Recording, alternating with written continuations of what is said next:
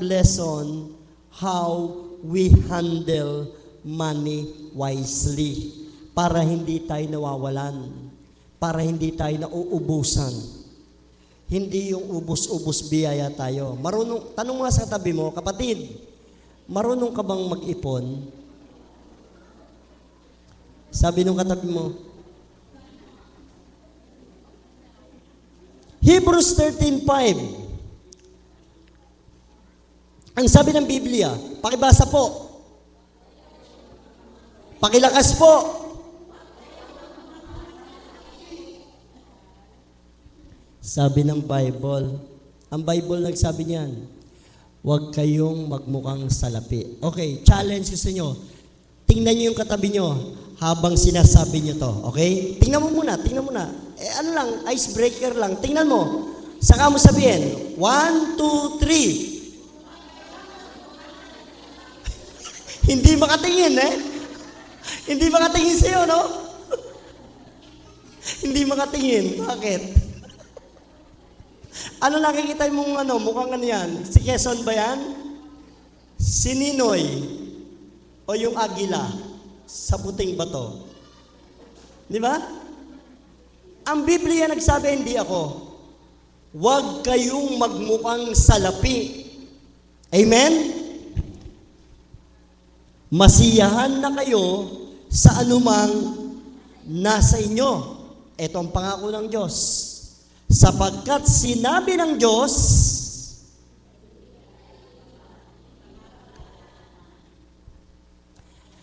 hindi marunong magpabaya ang Diyos. Amen? Hindi marunong mang-iwan ng Diyos. Kung kayo, iniwan kayo, tingnan mo yung katabi mo kung iniwan. Pero ang Diyos, kailanman, hindi kanya iiwan. Huwag ka lang magmukhang salapi. Dahil pag nagmukhang salapi ka, iiwanan ka ng Diyos. So, ito yung challenge sa buhay ng isang tao pera I will never leave you, I will never abandon you. Yan ang sabi ng Panginoon. Yan ang sabi ng Lord. Ano ba yung lesson? Para matuto tayong mag-handle ng pera. Number 1, spend less than you earn. Okay, alam niyo po yan. Spend less than you earn. Ano ibig sabihin yan? No? Gumastos ng kaunti sa iyong kinikita. So, parang sound easy. Napakadali. Amen? Parang napakadali nung binabasa natin, pinag-aaral natin. Spend less than you earn. But hard to do. Bakit it is hard to do? Kasi nga, mga magulong kapatid, ang daming gastusin Diba? Ang daming obligasyon. Lagi mo sinasabi, kulang na kulang ang hawak kong pera. Pambayad ng kuryente, pambayad ng tubig. Alam nyo, mga taga-Bataan, nung pumunta ako dito, nung bagong salta ako dito, I'm so very, very blessed upon the Hermosa. Buong Hermosa yan sa Bataang ito. Tanong nyo kung bakit? Kasi ang Hermosa, punong-puno ng pagpapala ng Diyos sa pamamagitan ng mga natural things. Ang mga tubig, nung pumunta ako dito, puro bukal. Continuous to flow. Sino nakaabot nun? Amen? Galing sa bukal. Sabi ko nga, paano ba mapipigil yan? Kasi sa Manila, walang ganun Nung nagbagong salta ko dito, sabi ko, na-realize ko, pinagpala ang Hermosa. Dahil kahit saan ka pumuntang bayan, meron silang, ang tawag doon? Free flow. Yung tamang yan, iniigiban namin yan, ang lawak lang, talagang kala mo, apaw na apaw ang tubig. pinaliliguan namin yan, pero ngayon, kokonti na yung tumutulo. Yung mandama, dinadayo yan. Meron niyang 4 na butas. Talaga namang pinagpala ang mga tao. Ang almasen, ang andongan, ang Santo Cristo, ang San Pedro, punong-puno ng priplo yan. Ano nangyari?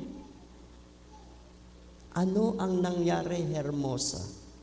Yun ang malaking tanong ko. After 20 years,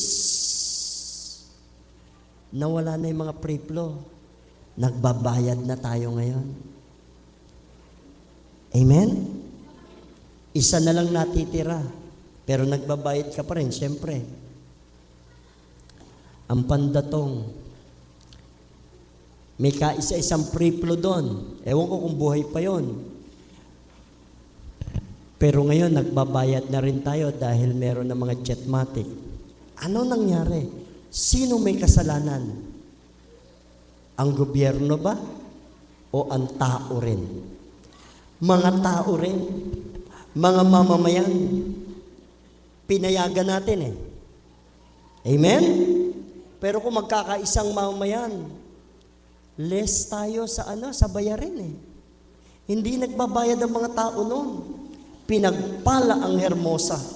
Pero ngayon, nawala yung mga priplo na yun eh. Nanganganib na nga yun sa mandama eh. Nag-iisa na lang yata yun, saka yun sa sa Tama. Malapit na po yan. Papasukin na po ng mga yan, ng mga factory. Kaya mag-aware ang mga taga-Tama. Dahil yun lang po ang balita ko someday. Nagmi-meeting na po sila. At magiging centralized na factory na rin po yan. Kaya yung tatamaan doon, tatamaan. Pero hindi alam nila yan. Someday pa naman yun. Sana wala na kayo. So, purihin ang Panginoon. Sound busy. Proverbs 13 verse 11. Anong sabi diyan? Ang kayamanang nakuha sa pandaraya ay madaling nawawala. Ngunit ang kayamanang pinaghirapan ay pinagpapala. Napakalinaw ng Bible eh. Kung mag-i-spend ka ng money more than you earn, na hindi kasama sa gastusin, so mawawala yun eh. Saan mo pa dadalhin? Para ka nang nandaya nun. Let me say, para na ako nandaya kasi dinaya ko yung sarili ko, yung pera na dapat na mai-spend ko pa sa mabuti, saan napunta? Marami ngayong mga gamer sa YouTube Taya dito, taya doon, tapos bili dito, bili doon. Pag nakakita ng maganda, Shopee. Alam niyo ba kung sino nagpauso ng Shopee? Si Dora. Panoorin niyo yung Shopee, yung Dora. Sabi, Shopee swiping, Shopee swiping, Shopee swiping. But. Kasama niya sino? Yung unggoy, sino yun? Si Boot, saka yung kapatid, pinsan niya, sino? Si Diego. Iyan ang mga pasimuno ng Shopee. Kaya mga magulong kapatid, spend less than you earn. Tinuturuan tayo na wag basta-basta. Alam niyo ang advice ni Benjamin Franklin? Earn and spend. Earn and learn or return. Alam niyo kapag kumita ka daw, mag-expend ka, Kapag kumikita ka, matuto ka. At kapag ka natuto ka, may return sa iyo 'yon. And that is Benjamin Franklin said. Advice niya. So kailangan marunong kang mag-handle ng pera. Hindi yung ubus-ubus biyaya, bukas nakatunganga. Meron yan eh. One day millionaire. Di ba? Amen po ba? Si Benjamin Franklin, introduction ko lang kung kilala nyo siya, siya ay the father of electricity. No? Sabi niya, pinrove niya na ang lightning is a form of electricity. Invented the lightning rod. Yan po. At si Benjamin Franklin ang naka-invento pala ng stove. Electric stove. Na kung saan ay ginagamit hanggang ngayon. The first ambassador to France wrote numerous essay, articles, and letter in the various subject. Siguro kung nag-aaral kayo, tama? Napagdaanan nyo sa college si Benjamin Franklin. Nung high school kami, kasi nung panahon noon, ang taas ang standard ng school namin eh. So napag-aral namin, high school pa lang ako, si Benjamin Franklin. So nagsusulat siya ng napakaraming essay. Kaya dyan nagmula yung mga essay natin na napakahirap naman. O sulat kayo ng essay. Tama ba? Sinasabi ng mga teacher, sulat kayo ng essay na ganito, ganito, ganito. So tamad na tamad ako magsulat ng essay. Kasi anong sasabihin ko?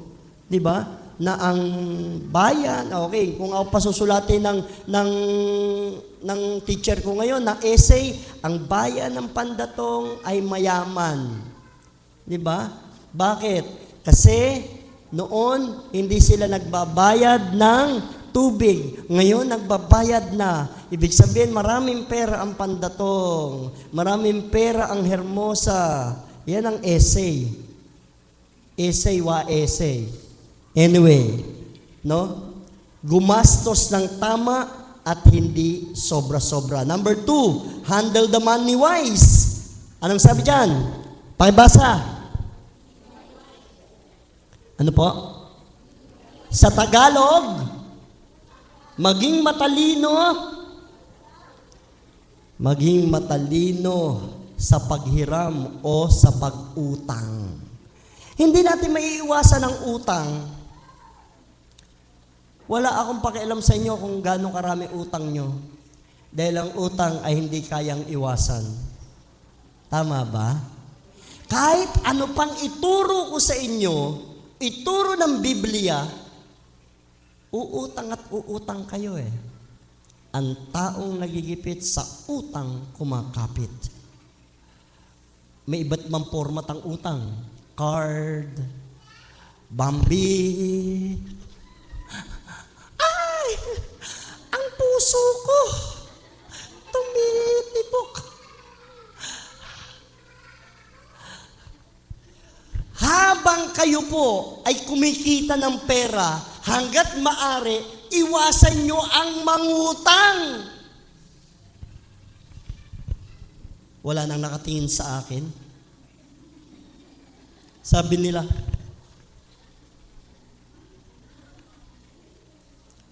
tinitingnan nila yung batang makulit. Hallelujah. Debt always mortgage the future.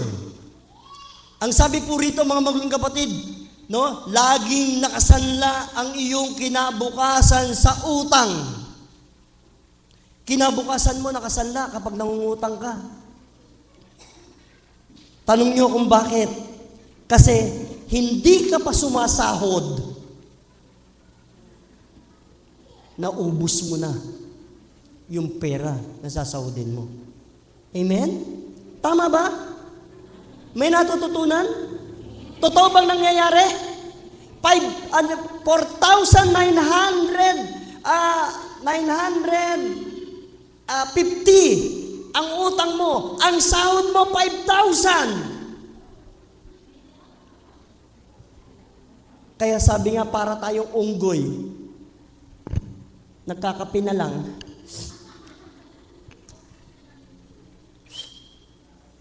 Yung 50 pesos pambili ng kape.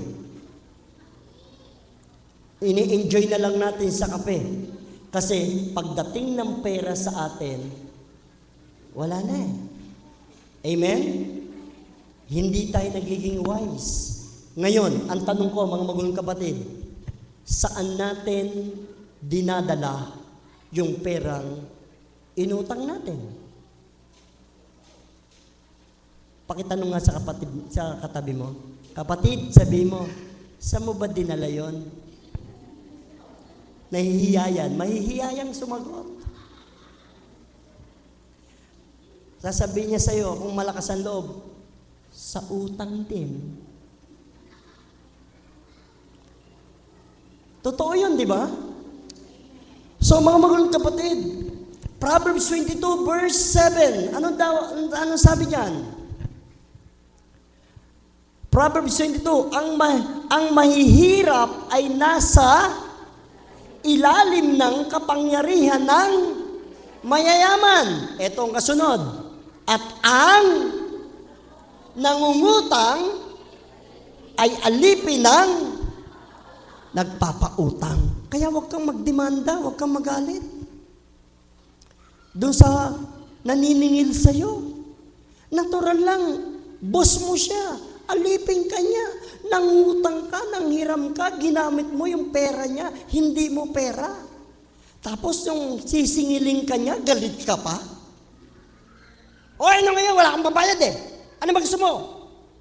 Mananakot ka pa? My dear brethren, you are a Christian. Obligado mong bayaran ang utang para makalaya ka sa pagkaalipin. Hindi maiwasan ang utang, lagi kong sinasabi sa inyo, pero tinuturuan tayo ng Bible at sinasabi ng Biblia ang katotohanan na tayong mga nangungutang ay alipin ng mga nagpapautang. Kung ayaw mong maging alipin, huwag kang very good.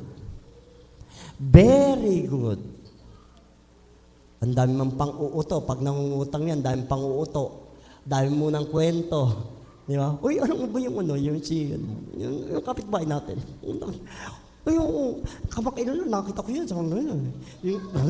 May asawa ng Arabo yun, tapos asawa pa ng Hapon. Ay, oo, talaga. Ay, oo, kasi yung nanay noon, ganito, gano'n. Eh, di nakakuha mo na yung loob. Ay, Mare, nga pala, maiba ko. Pautangin mo nga muna kami ng 3 latang sardinas, saka yung inaanak mo, kasi sasama mo na ng sabon, pati toyo, mantika. Nautog mo na yung kumare mo, hindi na, pinautang ka na. Amen? And that is the strategy ng mga nangungutang, ng uuto muna. Pero alipin ka pa rin ng inutangan mo dahil hindi mo alam kung kailan ka magbabayad. Okay. Next. Number 3. Pakibasa po. Plan for financial margin. Kapag may pera ka, you should take a plan, no? Yung ano ka ng plano sa buhay because the unexpected will occur. Hindi mo alam kung merong biglang pagkakagastusan. Nangyayari sa atin yan, tama? Kaya kung may pera ka, magplano ka, magtabi-tabi ka. Huwag kang gasta ng gasta. Yan ang hirap, kaya tayo nawawalan. Hindi tayo marunong tabi.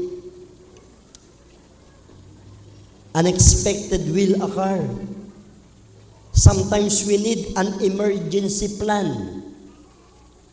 Ano yung emergency plan? Kapag bumabagyo, mababakbak ang bubong mo. Kailangan mo ng pako. Kailangan mo ng bubong. Kung liparin yung bubong mo, napakalayo, hindi mo na makita. Kailangan pambili ng bubong. Kapag may natabi ka, may pambili ka ng bubong, di ba? Kapag may nagkasakit sa inyo, hindi yun nanghihingi ka, nanghihiram ka, may tinatabi ka. Dapat marunong tayong magplano. Hindi yung pera natin na upunta lang sa wala. Planning. Sa buhay din natin, dapat magplano tayo, mga magulang kapatid. Sabi dito, unexpected budget need at least may natatabi. Sabi nga, pag may isinuksok, may madudukot. Tingnan natin yung Proverbs 6:8, ang tinuturo ng Biblia sa planning. Tingnan niyo po Kayong mga tamad, tingnan mo yung katabi mo. Bible nagsasabi yan, pinatingin ko lang katabi mo. Ulit.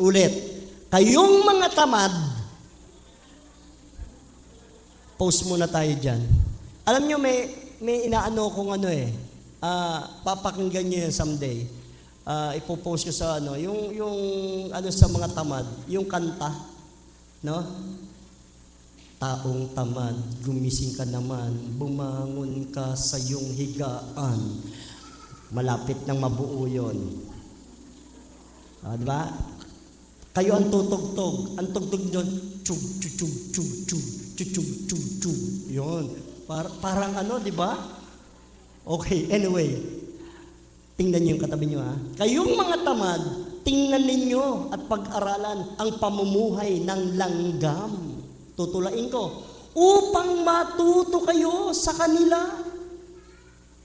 Kahit na walang namumuno at naguutos sa kanila, nag-iipon sila ng pagkain kapag tag-araw at panahon ng anihan, upang may makain sila pagdating ng tag-ulan. Ang ganda ng illustration ng langgam sa buhay ng tao. Ang mga insekto nag-iipon mas marunong pa sa atin. Dahil alam nila magtatag-ulan. Ang summer na darating, kaunti lang. Ilang buwan lang. Pagkatapos ng summer, tag-ulan na naman, tag-bagyo hanggang Berna yan. Kaya lagi ko kayo ini-encourage taon-taon, bago dumating ang tag-ulan, mag-ipon-ipon ka, kapatid. I remember in COVID-19, talagang lockdown, walang-wala ang lahat, walang trabaho, wala talagang halos kita. Naghahari muna yung iba, kaya nauso yung mga online YouTube, tinda-tinde. Doon na lang sila umaasa. Alam nyo, sa totoo lang, yung mga love gift sa akin, yung mga pa 500, 200, buti pala natabi ko sa isang ang tawag doon, yung garapon. Nung COVID-19, hinaltak ko, kinuha ko. Kasi di ba minsan nawalan yata tayo ng service, pero konti lang yung umaten. Nung kinuha ko, ang dami, sapat na sapat sa taon na may COVID. Miscellaneous ng church, yung mga maintenance ng mga sasakyan, panghayo, etc. So, nakaipon ako na mahigit kulang-kulang. Sabi nga, kapag tag-araw, mag-ipon ka na. Dahil sasapit ang tag-ulan na meron kang mapapala. Amen? Amen po ba? So, that is what we call planning. Planning. So, matuto ka katulad ng langgam. Maging industrious, maging hardworking. No? Huwag yung ubos-ubos biyaya. Sabi nga, bukas sa katunganga. Number 4, financial. Malapit na tayo matapos. Pag may pera ka, set long-term goals. Ano ibig sabihin ng set long-term goals? Magsikap, magtiyaga, magtipid para sa future. Amen? Kung bata ka pa, kailangan mag-continuous may pangarap ka Tama? Pero wag kang babarkada. Wag mong uubusin ang pinagpaguran ng iyong mga magulang para sa walang kapararakan lang. Yung gastos dito, gastos doon, wala namang natatabi pa. So, ang Biblia nagsasabi, Philippians 3:14, I continue my pursuit towards the goal, the prize of God's upward calling in Christ Jesus. Sabi ni Pablo, nagpapatuloy ako tungo sa hangganan, makamtan ko lang ang gantimpala. So, ibig sabihin, hindi pa natatapos sa buhay mo kapag nag-aral ka ng elementary, meron pang high school. Pag natapos ka ng high school, meron pang college. Pagkatapos ng college, hindi pa rin natatapos ang journey mo sa buhay. Kailangan mong gamitin ang pinag-aralan mo para umasenso ang buhay mo. Kaya magkaroon ka ng tinatawag na long-term goals. Pagkatapos ng buhay na nagtatrabaho ka, umasenso ang buhay mo, hindi pa natatapos ang journey mo, mag-aasawa ka pa. At ang pag-aasawa is another journey in life na mas matinding journey na tatahakin ng sino man ang pag-aasawa. Why? Alam nyo na. Alam nyo na kung anong journey tinahak natin nung nag-asawa tayo. Bubuno ka na naman ng panibagong journey. Ang mga anak mo naman ang bubunuin mo. Bibigyan mo ng mga... Papalakihin mo hanggang college na naman yan. Magsasakripisyo ka hanggang... Sabi ko nga po sa inyo, kamatayan lang ang magpapahiwalay sa paghihirap natin sa mundo. Kapag nag-asawa na kayo. You should prepare your life. Kapag ka may asawa na kayo. Dapat dyan may preparation. Di ba mga nanay? Di ba po mga tatay? Ilang taon na kayo? Hanggang ngayon nagtatrabaho pa, di ba? Para kanino? Para sa mga anak, sa pamilya, di ba? At higit sa lahat, sa mahal kong asawa. Dear God, ang pagtatrabaho ko ay para sa aking mga anak, sa aking pamilya. At higit sa lahat, sa aking minamahal na asawang si Cheryl. Kung sino man yung asawa mo, mapalad. Dahil kamatayan lang magpapatigil siya sa trabaho. At kapag patay ka na, maswerte ka kapag pinag-ipon ka niya.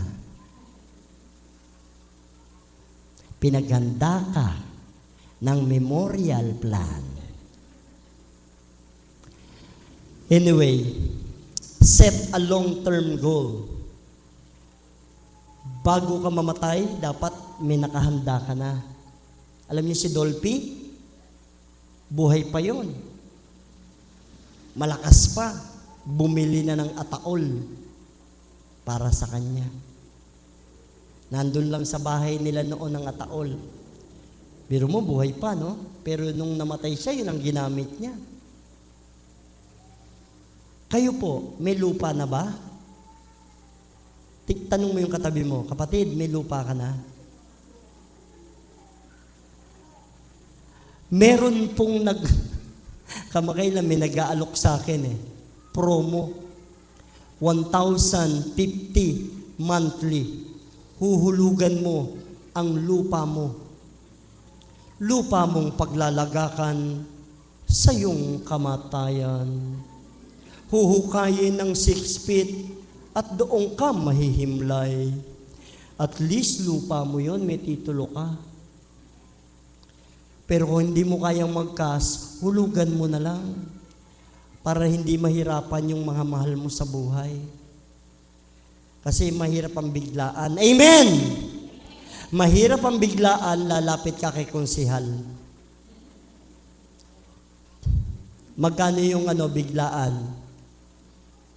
60,000 po yun. 60,000. Pero dalawa na po kayong maililibing doon. Pero yung 60,000, pero yung pwedeng hulugan. May mga promo pa po yan. Kung ilang years mong huhulugan. Kapag namatay ka daw, sa'yo na yun. Kahit hindi mo pa natatapos. O di bago ka matapos, magpakamatay ka. Sabi mo sa anak mo, "Nak, patayin mo na ako. Kasi wala tayong pambayad doon sa lupa ko. Baka ma-forfeit pa." Set a long-term goals. Mag-ipon para sa future, one focus, one target, one future at the time.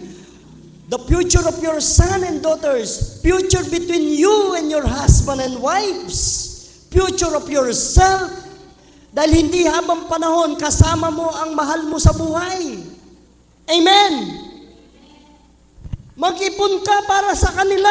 Mag-ipon ka para sa inyong mag-asawa. Dahil hindi habang panahon kasama mo ang mga anak mo o kasama niyong mga anak niyo. Matitira lang talagang kayong dalawang mag-asawa sa mundo. Amen! Maliban na lang kung yung anak mo ayaw na mag-asawa dahil gusto panmanahan mo siya. Naitay, kayo yung mauna para yung mana nyo mapunta sa akin lahat.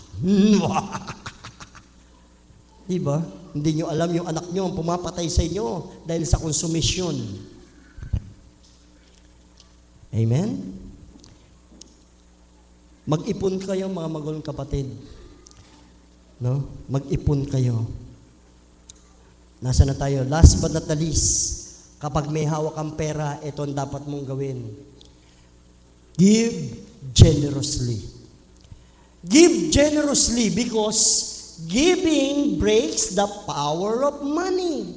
Yung pagkasakim mo sa pera, kailangan wag kang magdamot. Ang daming madamot.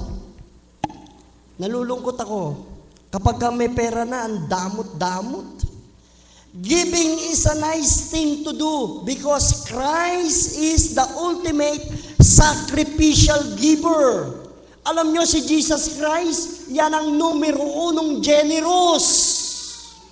Bakit generous si Jesus? Yung kanyang buhay, hinandog niya para sa ating makasalanan. Dapat tayo naghirap, hindi naman natin kasi kaya ibigay ang buhay natin eh. Kaya bang ibigay ni Peter ang buhay niya? Hindi. Pinagkanulungan niya si Jesus eh. Kaya ba ni Tomas na bigay ang buhay niya para sa marami? Hindi. Sabi ng Bible, kung yung kaibigan mo, kung yung girlfriend mo, asawa mo, hindi kayang ibigay ang buhay para sa'yo. Isa lang ang kayang magbigay ng buhay para sa iyo. Magbuwis ng buhay para sa iyo. Kahit na ulit-ulitin niya ito para sa iyo. Iyon ay walang iba kundi si Jesus Christ. He is very generous. Kaya naman itinampok siya ng Panginoon. Pinamahalaan mula sa langit ang kapangyarihan, ang kataasan, ang kalaliman, pati impyerno pinamahala sa kanya ng Diyos Ama dahil siya lang ang nagsakripisyo sa lahat ng nilikha ng Diyos.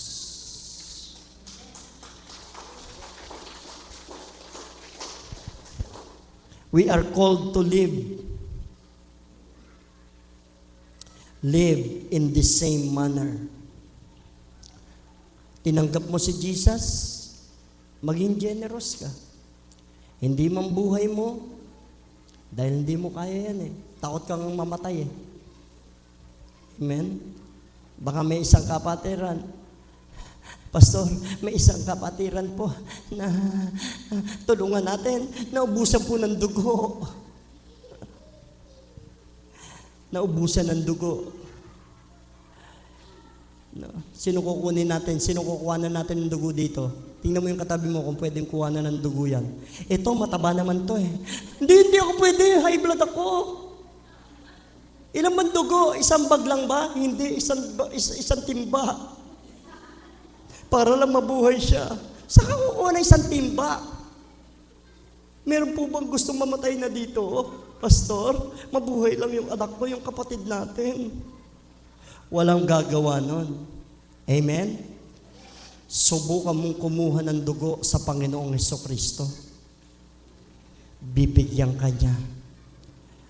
Bubuhayin niya yung anak mo, yung asawa mo, o kahit na sino. Basta magtiwala ka lang na siya ay mapagbigay. Lahat ng bagay kayang ibigay ng Diyos sa atin. Kaya huwag kang maging maramot, kapatid. Financial lang yung hinihingi ng Lord sa iyo. Pagtitiwala lang ang hinihingi ng Lord sa iyo. Pagkain lang ang hinihingi ng Lord sa iyo para sa kapwa mo. Pinagdadamot mo pa. Gamit lang ang hinihingi sa'yo ng Lord, pinagdadamot mo pa. Di ba?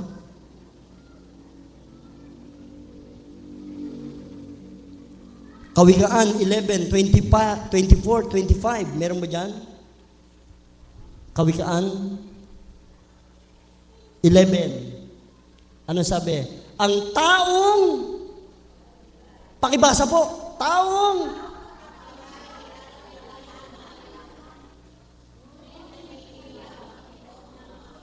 amen. Gusto niyo yumaman? Tanong ang katabi mo, kapatid, sabi mo, kapatid, gusto mo yumaman? Ano sasabihin mo sa kanya?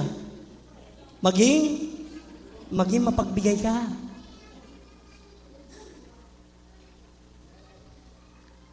Kilala tayo ng Diyos. Hindi tayo pwede magtago. Amen. Gusto mo yung yumaman, lagi ka nagpe-pray sa Lord, Lord, payamanin mo po ako. Panginoon, gusto ko po yumaman. Gusto ko yumaman. Sana po, gusto ko mabroad para yumaman ako. Nang sa ganun, Panginoon, mapapagawa ko yung Kisame ng church. Makakapaghulog ako ng malaki dito. Lord, payamanin mo ko. Binigay ni Lord. Naka-abroad. Hello? Nung naka-abroad,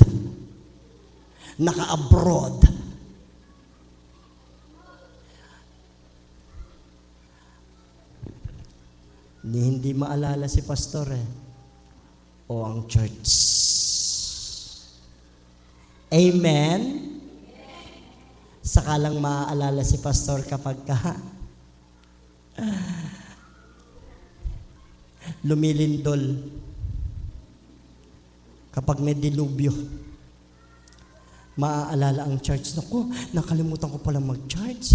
Pasyalan ko kaya si pastor. Di ba? Busy siya sa mga itik, sa mga manok, sa mga business. Lumuhod dito, nakita walang tao ang church linggo-linggo. Nagtanong siya sa Panginoon. Sabi niya, Lord, bakit wala pong tao linggong-linggo? Sabi ng Panginoon sa kanya, hindi mo ba alam, rapture na kapatid? Nandito na silang lahat. Ay, ba't naiwan ako? Kristyano ako, Lord Busy ka sa mga itikan mo Busy ka sa business mo. Ngayon mo lang naalala ang church kung wala na. Amen! Amen! Hallelujah! Huwag mong palakpakan nga natin si Lord. Pumalakpak na si nanay, hindi niyo pa pinalakpakan si Lord. Alam niyo, huwag niyong kakalimutan ang araw ng pagsamba. Kung busy ang asawa niyo, kayo ang pumunta. Kayo ang representative niya.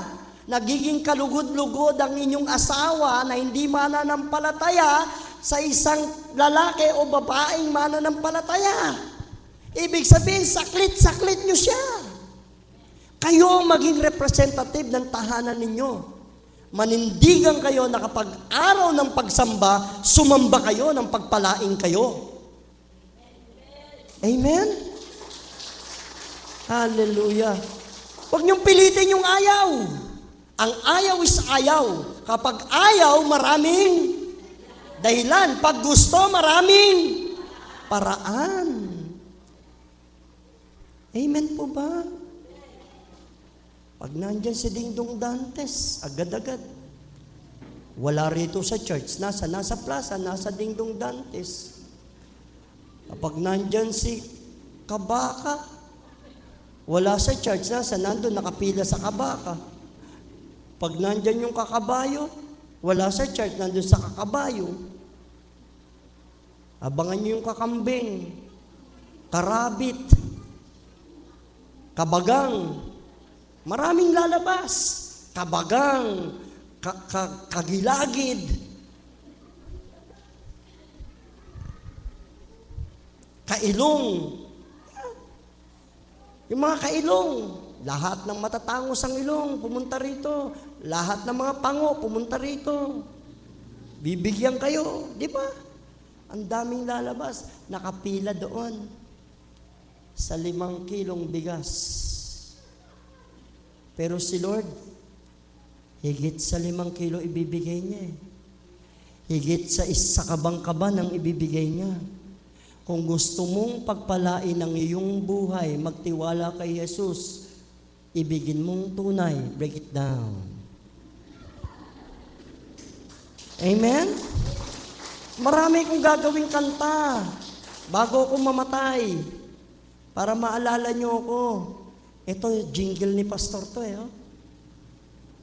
Taong tamad, gumising ka, bumangon ka sa higaan. Diba? Nakaka-touch naman yun, Pastor. Parang gusto kong magsipag. Anyway, daming tamad. 2 Corinthians 9:6, 9. Ito, dito tayo matatapos. Meron ba tayo dyan? 2 Corinthians. Ito ang ibig kong sabihin. Ang nagtatanim ng kakaunti ay aani ng kakaunti. At ang nagtatanim ng marami ay aani ng marami. Ang bawat isa'y dapat magbigay ayon sa kanyang pasya, maluwag sa loob at hindi napipilitan lamang, sapagkat iniibig ng Diyos ang nagbibigay ng may kagalakan. Magagawa ng Diyos na pasaganahin kayo sa lahat ng bagay at higit pa sa inyong pangangailangan upang sumagana kayo para sa mabubuting gawa. Ano ng logic, di ba? Ang sabi doon, kapag nagbigay ka ng kaunti, mag-expect ka ng kaunti na ibabalik sa iyo ng Lord. Pag nagbigay ka ng marami, mag-expect ka ng marami. Ibibigay sa iyo ng Lord. At huwag mong ibibigay yung marami kapag ka masama ang loob mo. Amen? Huwag kang magta-tithes kapag hindi mo kayang ibigay ito. Masama ang loob mo. Amen? Offering.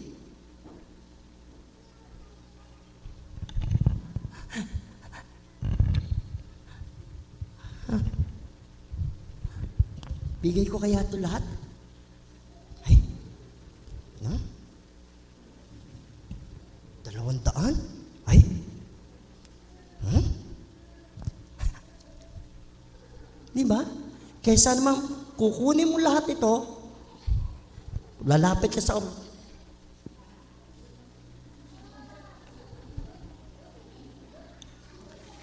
sama ng loob mo na huwag ka nang makulong. Alam nyo sa Victory Church, sa pinagpapastoro nila Connie Reyes, kung di ako nagkakamali, nag-uunahan doon. Pag offering time, unahan sila. Talagang malaki yung church sila eh. Nagtatakbuhan pa sila kasi masaya yung halina't magbigay. Sagawa. Parang basketball doon, nag-uunahan talaga silang maglagay, mga nakasobre, talagang ilalagay nila. Wow. Kaya sinasabi natin, ang yaman ng Victory Church, tayo rin mayaman eh. Amen? Subukan nyo ang madami, pero hindi masakit sa kalooban, ha? Madami kayong aanihin. Kasi, kapag generous ka, generous si God. Sabi diyan, kaya ko kayong pasaganahin. Pag kuripot ka, kuripot din si God. Amen? Parang tawaran lang yan eh. Hallelujah. Nakukuha niyo yung logic sa pag-handle ng pera? Amen? If you are generous, you receive abundance. But if you are kuripot, you receive a little one. Kaya huwag kang mag-expect na yayaman ka pa. Ang Diyos ang nagbibigay sa atin ng biyaya.